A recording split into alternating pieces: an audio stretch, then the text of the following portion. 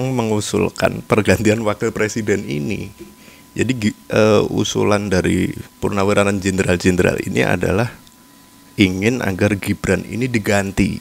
Saat ini banyak persepsi publik yang membenci wakil presiden. Bisa kita lihatlah dari unggahan-unggahan wakil presiden kita, entah mau lo bilang itu buzzer atau bukan, tapi banyak yang membenci ternyata ya. Oke, gue to the point aja. Sebenarnya di sini ada 3 poin kenapa wakil presiden kita Gibran dibenci.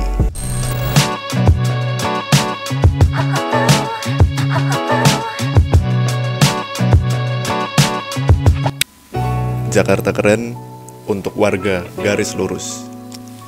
Baik. Oke teman-teman, what's happened today is ada berita yang cukup membuat kita geger, yakni Forum Purnawirawan Prajurit TNI mengusulkan atau sudah membuat tuntutan kepada MPR untuk mencopot Gibran.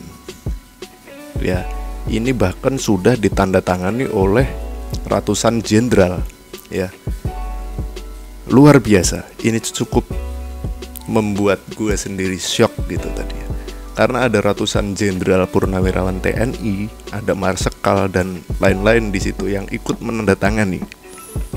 Lalu kenapa? Intinya kan itu, kenapa Gibran ingin dicopot? Nah, jadi dalam tuntutan itu sebenarnya ada 8 tuntutan teman-teman ya.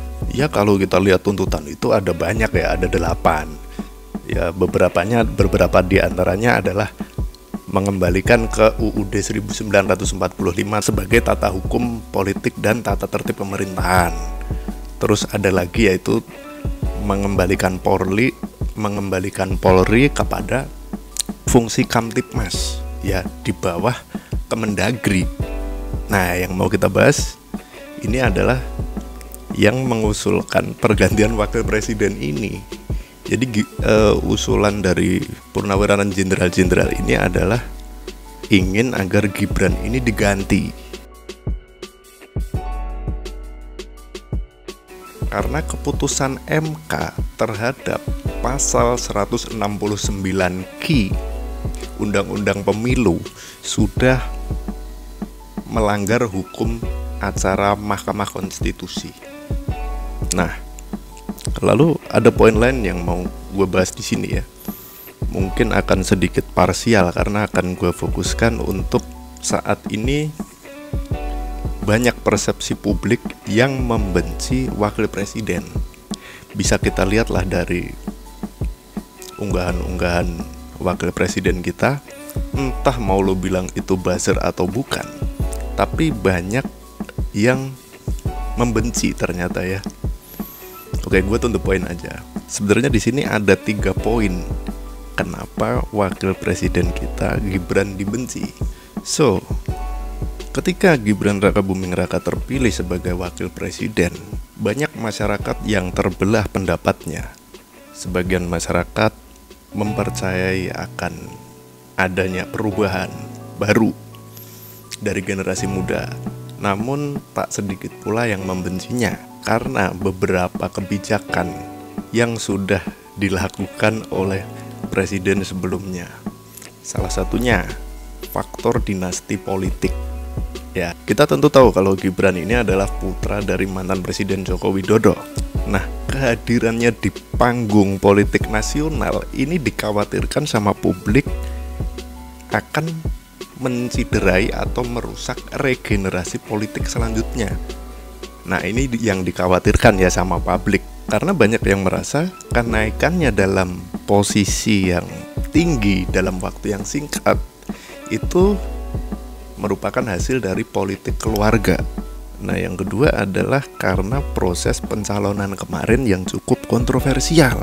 Ya teman-teman udah tahu lah, hal ini cukup membuat citra buruk bagi Gibran di mata masyarakat. Karena apa? Karena Mahkamah Konstitusi pada waktu itu yang diketuai oleh pamannya mampu mengubah regulasi usia pada calon presiden dan calon wakil presiden secara singkat dan mendadak. Nah, sentimen ini menciptakan kesan bahwa demokrasi sedang dipertaruhkan oleh praktik-praktik elitis. Lalu yang ketiga, ini adalah persepsi soal minimnya pengalaman politik dan kebijakan. Ini berkaitan dengan kapasitas beliau ya. Jadi Gibran ini kan baru beberapa tahun jadi wali kota gitu ya. Ya masih mending lah bapaknya dulu ya, dari wali kota ke gubernur lalu ke presiden. Nah kalau si Gibran ini kan jadi wali kota aja baru beberapa tahun, udah langsung naik ke presiden gitu. Sehingga sebagian masyarakat menganggap Gibran ini belum matang untuk menjabat sebagai wakil presiden. Nah menurut gue sendiri, gue juga ada setujunya dengan poin-poin ini tadi ya. Karena ada titik poin yang gue garis bawain ya, yang menurut gue itu suatu kebijakan atau keputusan yang receh. Kayak contoh, membuat aduan layanan pesan WA dari masyarakat. Ini kan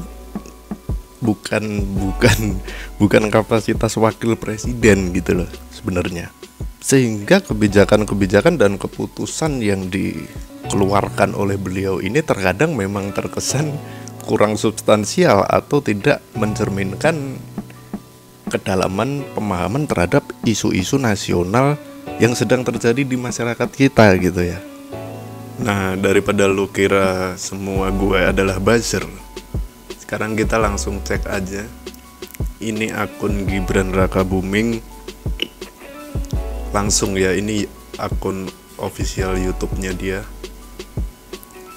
Ini gue mau tunjukin ke teman-teman kalau dia barusan upload ya 1 hari yang lalu. Ini kita cek videonya, kita lihat aja kolom komentarnya.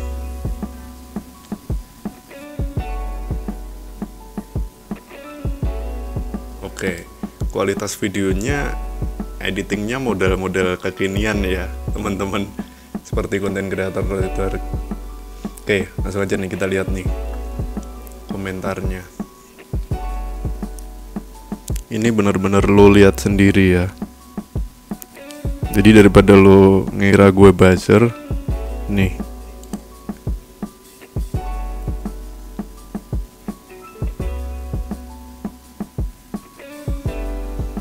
Itu parah-parah teman-teman komennya. Gue juga nggak habis pikir sih.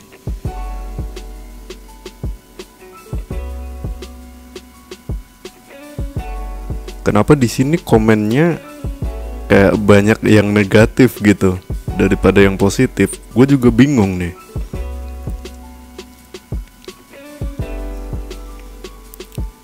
Kenapa dari sekian komen nggak ada yang positif gitu?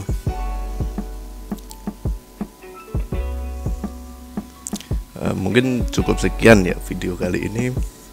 Apabila teman-teman ada masukan atau informasi, boleh tulis di kolom komentar. I'll see you next time and peace.